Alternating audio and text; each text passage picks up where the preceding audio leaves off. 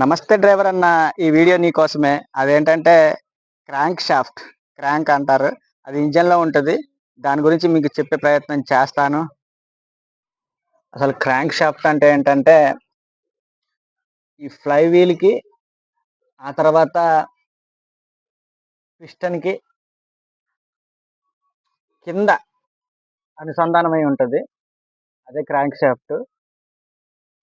ఇది steel metal, అంటే రాయి లాగా ఉంటుంది, స్టీల్ మెటల్ లాగా ఉంటుంది దీని తయారీ విధానం. అది ఎక్కువ ఎందుకు చేస్తారంటే ఎక్కువ వేడిని తట్టుకోవడానికి ఆ రా మెటీరియల్ ఉపయోగిస్తారు. ఆ తర్వాత ఈ ఫ్లై వీల్ ఎప్పుడైతే తిరుగుతుందో దాన్ని కనెక్ట్ అయి ఉంటుంది కదా, నిరంతరం ఈ ఫ్లై వీల్ తిరుగుతూనే ఉండాలి. అది కనెక్ట్ అయి ఉండటం వల్ల అప్పుడు క్రాంక్ షాఫ్ట్ కూడా తిరుగుతుంది.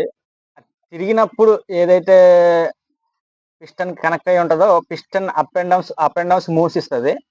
ఆ మూవ్స్ వల్ల ఎప్పుడైతే గేర్లు మారుస్తామో ఇక్కడ గేర్ షిఫ్టింగ్ ఉంటుంది కదా, ఇక్కడ ఉంటుంది.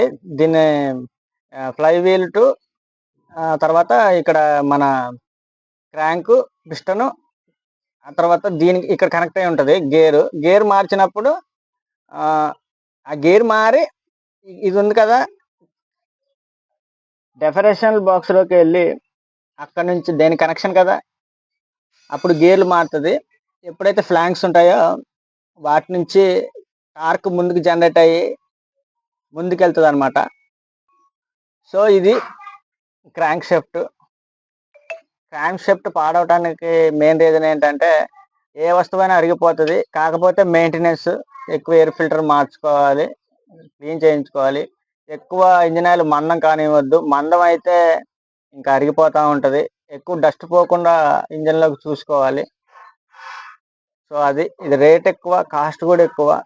క్రాంక్ షాఫ్ట్ మెయిన్ ఇది ఇంజన్కి పవర్ని ఇస్తుంది ఎక్కువ. అది కనుక వీక్ అయిపోతే చూస్తాడు వీక్ అయిపోయిందా లేదా అని. ఎప్పుడైతే బోర్ చేపిస్తామో అక్కడే చెక్ చేస్తారు. అప్పుడు ఎప్పుడైతే ఎఫిషియన్సీ తగ్గిద్దో అప్పుడు మార్చుకోమంటారు. సో ఇదనమాట క్రాంక్ షాఫ్ట్ గురించి. క్రాంక్ షాఫ్ట్ లేకపోతే మాత్రం ఇంజన్లో దమ్ ఉండదు, పవర్ ఉండదు, పికప్ ఉండదు అనమాట. సో ఇది క్రాంక్ షాఫ్ట్ గురించి.